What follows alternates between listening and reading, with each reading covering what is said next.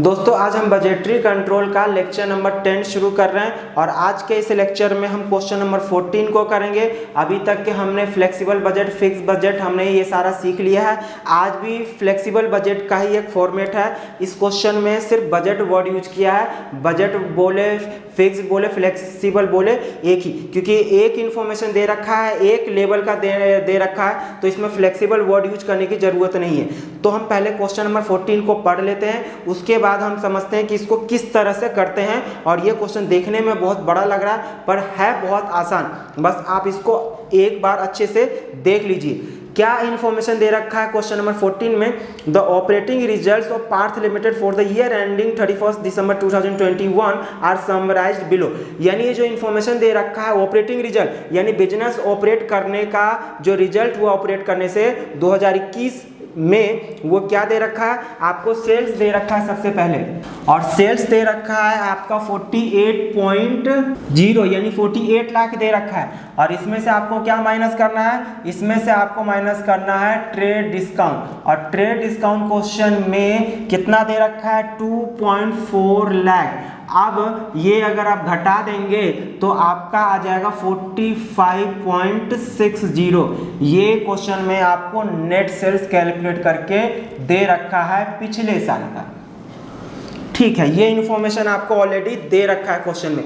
अब आपको करना क्या है? क्वेश्चन में आपको कॉस्ट ऑफ सेल्स की इन्फॉर्मेशन दे रखी है, और कॉस्ट ऑफ सेल्स में हमारे लिए 5 तरह का कॉस्ट दे रखा है। डायरेक्ट मटेरियल है, डायरेक्ट लेबर है, फैक्ट्री ओवरहेड है, एडमिनिस्ट्रेशन ओवरहेड है, सेलिंग एंड डिस्ट्रीब्यूशन ओवरहेड है। ओके, 5 खर्चों का खेल है इस क्वेश्चन में। आगे देख लेते हैं। The following changes are to be incorporated in the budget for the year 2022। Okay, यानी कि नीचे कुछ इन्फॉर्मेशन दे रखा है, वो चेंज हुआ है। यानी ऊपर जो आपको इन्फॉर्मेशन दे रखा है उसमें कुछ चेंज करते हुए आपको नीचे सबसे लास्ट में लिखा हुआ है, calculate the unit selling price and present the budget for 2022 in a meaningful format. यानी कि आपको 2022 का बजट बनाना है ऑन द बिहाफ ऑफ 2021, और 2021 का जो दे रखा है उसमें कुछ चेंज करना है। ये चेंज ए से लेकर जी तक के जो एडजस्टमेंट है वो, और selling price per unit calculate करना है। सेलिंग प्राइस पर यूनिट हम सबसे लास्ट में देखेंगे कैसे। तो हमें समझ में आ गया कि बजट बनाना है 2022 का। चलिए सबसे पहला देखिए क्या लिखा है, सेल्स यानी कि unit to be increase by 25%। यानी कि 2012 में 2022 में, ये 2021 है, ये आपका 2022 है, तो 2021 के कंपैरिजन में 2022 में आपका जो सेल्स है वो कितने परसेंट से बढ़ गया है? 25% से। तो बताइए सेल्स इन यूनिट्स इन 2022 कैसे कैलकुलेट किया जाएगा? देखिए पिछले साल कितना था सेल्स? 40,000 यूनिट्स था, और 40,000 यूनिट में इस साल कितना प्लस हो जा रहा है? 25%। तो प्लस कर देंगे 25% ऑफ 40,000, तो आपका ये 40,000 पहले से था, 40,000 का 25% करेंगे तो 10,000 आ जाएगा आपका। यानी कि 50,000 यूनिट्स जो है वो 2022 में आपको सेल करना है। तो यूनिट सेल आपका कितना आ गया? अब हमको इसमें अमाउंट के लिए क्या है वो देखते हैं आगे। Material price to increase by 15% and direct wages to go up by 12%। दोनों का बोलने का तरीका अलग है पर दोनों का मतलब एक ही है। मतलब मटेरियल का प्राइस 15% से बढ़ गया है और डायरेक्ट वेजेस जो है वो 12% से बढ़ गया है।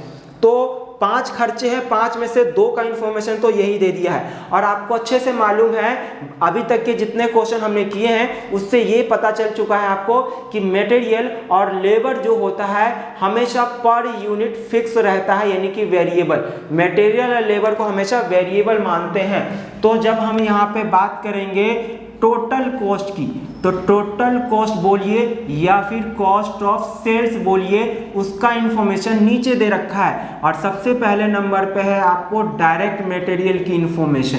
अब ये डायरेक्ट मटेरियल बताइए पिछले साल जो था वो था आपको दे रखा है क्वेश्चन में 14.40। और डायरेक्ट लेबर की भी बात अगर करूं मैं पिछले साल की, तो पिछले साल का आपका डायरेक्ट लेबर जो है वो 12.6 है, 12.60। और फैक्ट्री ओवरहेड की भी बात कर लें अगर हम, तो ज़्यादा कोई प्रॉब्लम नहीं होगा। फैक्ट्री ओवरहेड पिछले साल का जो था आपका 6.30 था, और एडमिनिस्ट्रेशन ओवरहेड आपका 3.60। और लास्ट जो था आपका selling and distribution overhead, selling and distribution overhead जो था वो आपका है 4.50। ये सारा का सारा इन्फॉर्मेशन पिछले साल का। क्वेश्चन में बोला नहीं है आपको पिछले साल का बनाने के लिए, बट हम बना रहे हैं क्योंकि इसके हेल्प से ही हम ये कैलकुलेट करेंगे।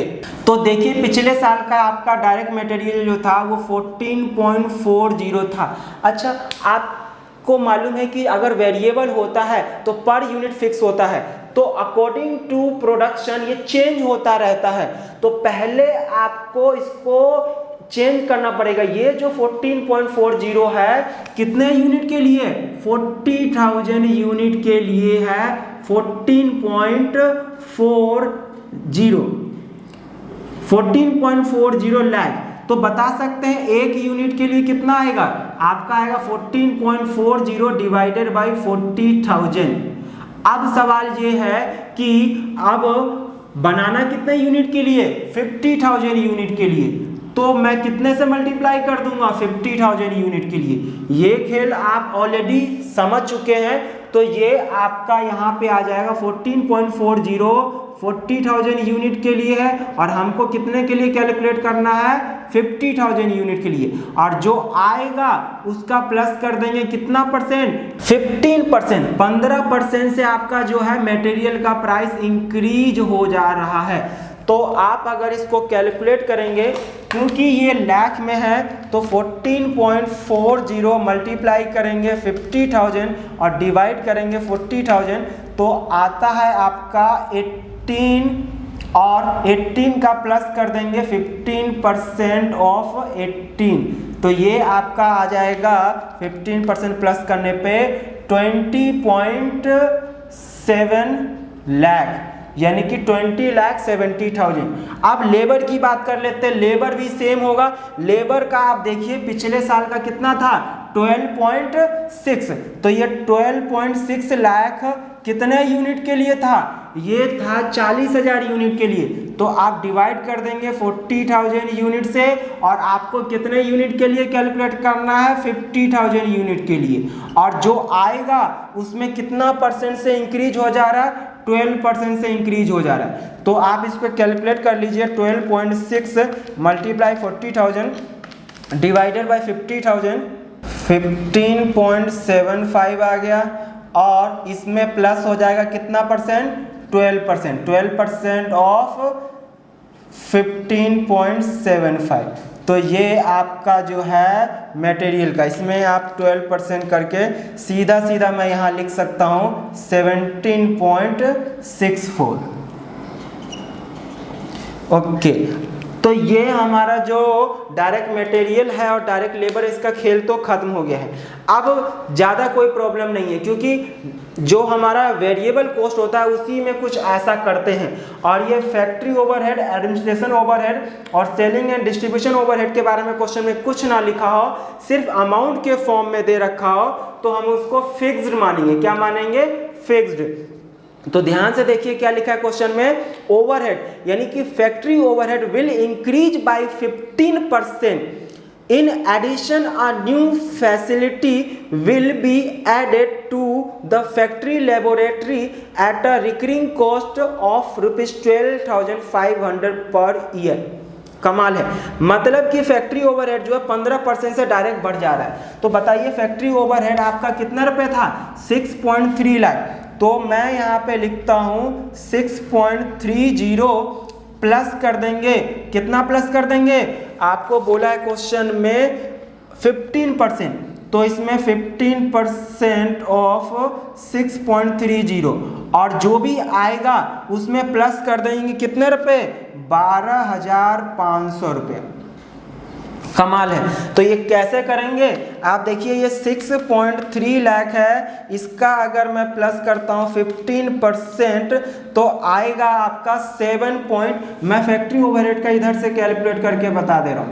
ये फैक्ट्री ओवरहेड का क्या रेट दे रखा है आपका पिछले साल का 6.3 लाख, ये लाख में है, ध्यान दीजिएगा। इसको मैं लिख सकता हूँ 6,30,000 रुपये। ये आपको समझ में आ गया होगा कि फैक्ट्री ओवरहेड जो है मैं 6.3 लाख लिखूं या फिर 6,30,000। ओके, अब क्वेश्चन में बोला है कि 15% से बढ़ गया है। फॉर 2022 आपका 6,30,000 तो रहेगा, कितने से प्लस हो जाएगा 15%, तो 15% ऑफ 6,30,000 और जो आएगा प्लस करने पे उसके अलावा इसमें बोला है कि 12,500 रुपये खर्चा होगा। क्यों खर्चा होगा? क्योंकि हम फैक्ट्री में एक लेबोरेटरी लगा रहे हैं जिसकी कॉस्ट एक साल का जो है वो 12,500 एडिशन एक्स्ट्रा होगा। तो आप जोड़ लीजिए 6,30,000 है ये आपका, इसमें इसका 15% अगर करते हैं तो आपका आता है 94,500 और अलग से 12,500 ऐड करना है, तो आपका ये पूरा कंप्लीट हो जाएगा। कितना आ गया आपका 7,37,000। ये दोस्तों किस में आया है? इन लाख में आया है, सॉरी ये आपका लाख है और आपको यहाँ पे राउंड ऑफ करना है। आपको मालूम है ना कि लाख में कितने जीरो होते हैं? 5 जीरो होते हैं, तो 5 जीरो आप यहाँ पे कम कर दीजिए। तो 5 जीरो अगर कम करेंगे तो 1 2 3 4 5 यानी 1 लाख से डिवाइड कर दीजिए। अगर मैं इसको 1 लाख से डिवाइड कर दूं तो आ जाएगा 7.37। तो मैं डायरेक्ट यहाँ पे फैक्ट्री ओवरहेड जो है इस साल का 7.37 लाख आ गया। ठीक है, यहाँ पे भी आप ऐसे करते तब भी आ जाता, पर क्योंकि ये सारा जो है वो अमाउंट राउंड ऑफ कर रखा हूँ, इसमें मैंने राउंड ऑफ नहीं किया तो यहाँ कंफ्यूजन होगा, इसलिए मैंने ये पूरा अलग से बता दिया है। तो ये फैक्ट्री ओवरहेड तो आपका कंप्लीट हो गया है। आगे लिखा है administrative and selling and distribution overhead are estimated to increase by 10% and 14% respectively. इसका मतलब एडमिनिस्ट्रेटिव ओवरहेड जो है सीधा 10% से बढ़ रहा है। तो एडमिनिस्ट्रेटिव ओवरहेड कितना है? 3.6 लाख है, तो 3.6 लाख प्लस कर देंगे कितने परसेंट से? 10% ऑफ 3.6 लाख। तो मैं यहाँ पे 3.6 का अगर 10% ऐड कर दूं तो 3.96 लाख। और सेलिंग या डिस्ट्रीब्यूशन कितना है आपका? 4.50 प्लस कितने से हो रहा है? ये हो रहा है आपका 14% से इंक्रीज हो रहा है 4.50। तो आपका 4.5 प्लस कर देंगे 14%, तो ये आ जाएगा आपका 5.13। यही था 14% से इंक्रीज हो रहा है। हाँ जी, तो ये आपका क्वेश्चन में कंप्लीट हो गया है। कोई प्रॉब्लम नहीं। मन में एक ख्याल आ रहा होगा कि सर जैसे इसमें मटेरियल का हमने किया 40,000 से डिवाइड किया, 50,000 से मल्टीप्लाई किया, फिर हमने प्लस किया था, ये सिर्फ वेरिएबल के लिए ऐसा करते हैं, जो फिक्स्ड खर्चे होते हैं उसके लिए ऐसा नहीं करते, क्योंकि आपको मालूम है कि कोई भी फिक्स्ड कॉस्ट जो होता है इन टोटलिटी सेम रहता है, उसका यूनिट से कोई लेना देना नहीं होता है। तो ये हमारा कैलकुलेट हो गया है टोटल कॉस्ट। आप इसका सम कर सकते हैं, 54.8 आ रहा है आपका टोटल कॉस्ट। तो ये 54.8 जो है आपका टोटल कॉस्ट आ गया है। और क्वेश्चन में आगे कुछ बोला है, क्या बोला है क्वेश्चन में? आपको बोला है इन्वेंट्री नो चेंज, इन्वेंट्री में कोई चेंज नहीं आया है, कुछ करना नहीं है आपको। आगे लिखा है profit target for the year has been fixed at ₹6 lakh, यानी कि 2022 में आपको 6 लाख रुपए कमाना, प्रॉफिट अर्न करना कंपलसरी है। तो इस कॉस्ट तो इतनी आ गई आपको, और इसमें कितना प्रॉफिट ऐड करना है? मिनिमम आपको 6 लाख कमाना है।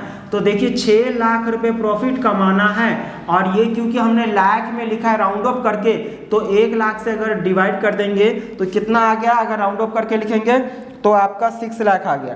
तो ये 6 लाख अगर हम ऐड कर देंगे तो कितना आ जाएगा? 60.8 आ गया, और ये 60.8 क्या आ गया आपका? नेट सेल्स आ। खेल अभी खत्म नहीं हुआ है दोस्तों, क्योंकि अभी कहानी बाकी है। क्वेश्चन में बोला है no change in the rate of trade discount, rate of trade discount यानी जो ट्रेड डिस्काउंट का जो रेट है उसमें कोई चेंज नहीं आया है। तो कोई चेंज नहीं आया तो आपको रेट तो आपको कैलकुलेट करना आता होगा, आपने बचपन से सीखे होंगे कि ट्रेड डिस्काउंट रेट, ये रेट कैसे कैलकुलेट किया जाता है, जैसे प्रॉफिट परसेंटेज कैलकुलेट करते थे वैसे ही रेट। तो ट्रेड डिस्काउंट रेट तो आगे ऊपर क्या लिख लेंगे, trade discount divided by sales, क्योंकि क्वेश्चन में जो है वो ट्रेड डिस्काउंट किस पे कैलकुलेट किया जाता है, सेल्स पे। तो देखिए पिछले साल का आपका ट्रेड डिस्काउंट है 2.4 लाख, तो 2.4 लाख और ये किस पे था, 48 लाख पे। तो 48 लाख पे, तो जिसके बेस पे होता है वो आपका डिनोमिनेटर में होता है 14.0। अब क्योंकि रेट कैलकुलेट करना है तो परसेंटेज में, और परसेंटेज में कैलकुलेट करने के लिए आपको 100 से मल्टीप्लाई करना होता है।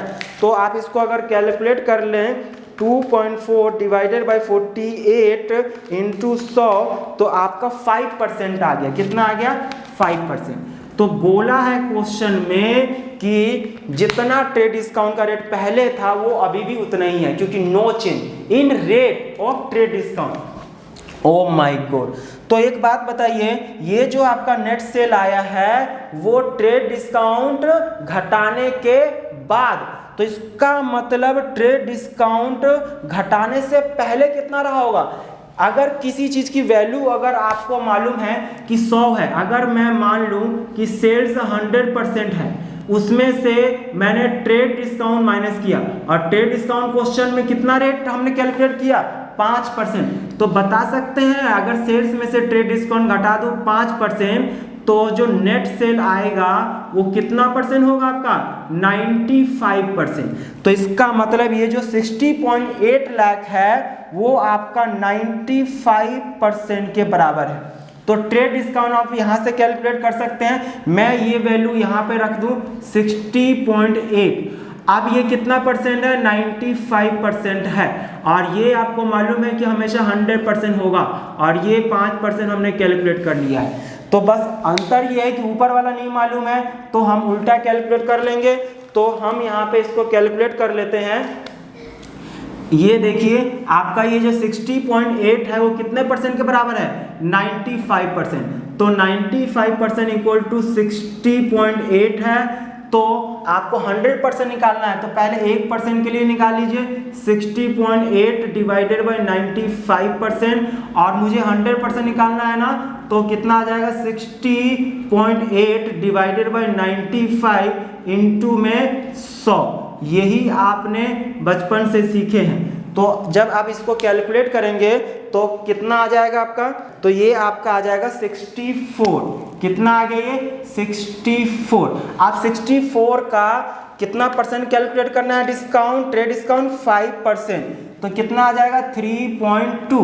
अब ये घटा के देखिए यही आएगा, कोई चेंज नहीं आने वाला है। ये जो मैंने वहां पे किया है इसको मैं यहीं पे कैलकुलेट करके लिख देता हूं, ठीक है। तो ये आपका क्वेश्चन कंप्लीट हो गया। और इस क्वेश्चन में साथ में कुछ और भी बोला था, आपको क्वेश्चन में कैलकुलेट करने के लिए बोला सेलिंग प्राइस पर यूनिट। तो आप selling price per unit calculate कर लीजिए। कैसे करेंगे आप सेलिंग प्राइस पर यूनिट, तो सेलिंग प्राइस पर यूनिट आपको मालूम है कि आपने कितने रुपए का सेल किया, 64 लाख। तो मैं यहाँ पे अगर लिखूं 64 लाख, और ये 64 लाख जो है वो कितना यूनिट को सेल करने पे आपने कमाए हो, 50,000। तो आप 50,000 से अगर डिवाइड कर दो तो आपका आ जाएगा selling price per unit 64 lakh divided by 50,000 128। आपका सेलिंग प्राइस क्या आ गया पर यूनिट 128। तो आपका ये क्वेश्चन नंबर जो है 14 कंप्लीट हो गया है।